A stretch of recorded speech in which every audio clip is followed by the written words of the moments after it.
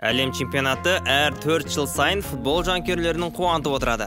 Тағатсыздана күткен үлкен турнирларда қаншама әдемі голдарды да көріп жатамыз. Алайда сол FIFA-ның өзі халықпен бірге таңдаған ең үздік голдарын бірге тамашалайық. Видеода тек үздік голмен шектелген жоқпыз. Екінші орында иеленген голдарды да салыстыру үшін бұл тізімге қойдық. Қазақша контентті дәріптейтін Желаяқтай арнасына қолдау ретінде тіркеле кетіңіз. Сіздің қолдауыңыз мен үшін үлкен шабыт береді.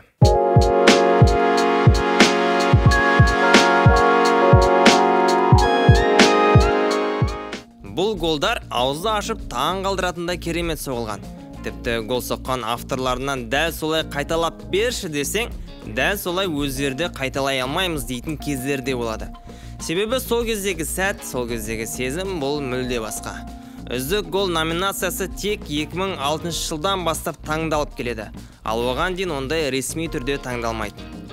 2006 жылы Германияда өткен әлем чемпионатында аргентиналық Эстебан Кампьясо есімді футболшының голы үздік голдан кейінгі екінші орынды иеленген. Бұл С группасындағы екінші турдың Аргентинаның Сербия мен Черногорияға қарсы ойын болатын. Ол кезде Сербия мен Черногория бір құрамада ойнайтын. Былай қарасаңыз, голдың айтарлықтай әдемілігі жоқ. Бірақ бұл голдың әдемілігі осыншама көп баста болып тұр. Доп алаңға шыққаннан бастап адамның аяғына 26 рет тиген. Яғни 25 пас және 26-шысы соққы. Неткен комбинация. Эстебан Эрнан Креспоға пасты шығарғаны сол еді.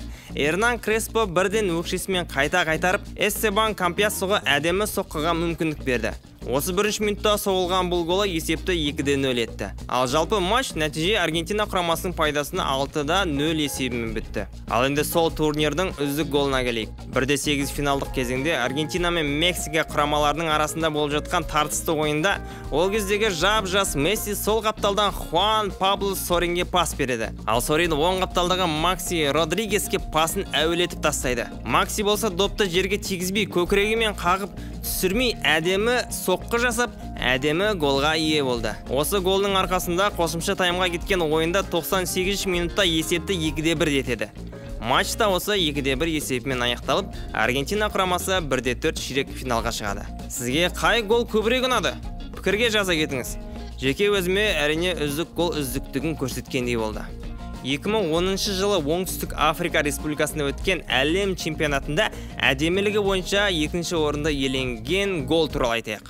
Уругвай мен Нидерланд құрамаларының арасында болып жатқан жартылай финал ойынында 18 минутта сол қапталдан Джемиде Зеуфтан пас алған Джованни Ван Бронхорст ешкім ойламаған жерден соққы жасап, жанкүйерлердің аузы таң қалғаннан біразға дейін жабылмай қалатындай гол салды.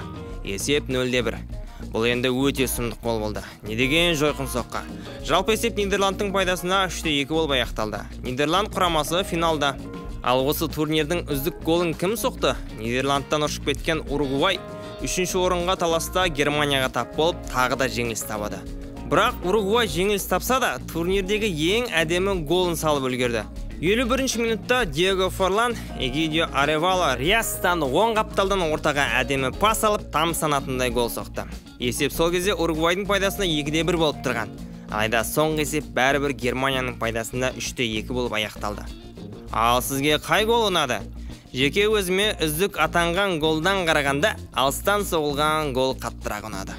2014 жылы Бразилияда өткен әлем чемпионаты өте қызық болды. Үздік гол номинациясына финалист атанған гол туралы айтайық. B тобының алғашқы ойыны Испания мен Нидерландтың арасында өткен. Таймның аяқталуына санаулы минуттар қалған кезде, яғни 44 минутында орталық жақтағы сол қапталдан Дейли Блинд өзінің алтындай сол аяғымен Робин Ван Персиге әуелетіп пас береді. Касильястан қақпадан сәл шыққанын көрген ол тоқтатпай бірден басымен соққы жасағаны ең тиімді шешімі болды. Себебі есеп 1-1-ге теңесті. Ал орындау шеберлігіне тек тамсану керек. Ван Персиді дәл сол кезде халық ертегідегі ұшатын голландтық деп те атап жүрді. Жалпы есеп Нидерландтың пайдасына 5-1 аяқталды. Ал үздік атанған сол кездегі жас талантты Хамес Родригестің голы. 1-8 кезеңінде Колумбия мен Уругвай арасында ойынның 28 минутында баспен берілген пасты бірден тоқтатпай көкірегіне салып түсірмей тепкені өте әдемі көрініске ие болды. Нәтижесінде есеп 1-0, ал жалпы есеп 2-0 болған. Сол кезде құраманың екінші голында өзі соққан. Сізге қай гол көбірек ұнады? Жалпы шеберлік бойынша Хаместің соққысы өте тамаша. Бірақ өзіме Ван Персидің голы қызығырақ салынғандай болды. 2018 жылғы Ресейде өткен әлем чемпионатының голдарын әлі ұмыта қойған жоқпыз. Себебі небәрі 4 жыл ғана өтті. Үздіктердің арасында екінші орынды H тобының алғашқы ойынында Колумбия мен Жапония елдері кездескен болатын. Матчтың 39 минутында Колумбия айып соққыға ие болып, Хуан Кинтеро ешкім күтпеген құйтырқы соққы жасап есепті 1-1 етіп теңестірді.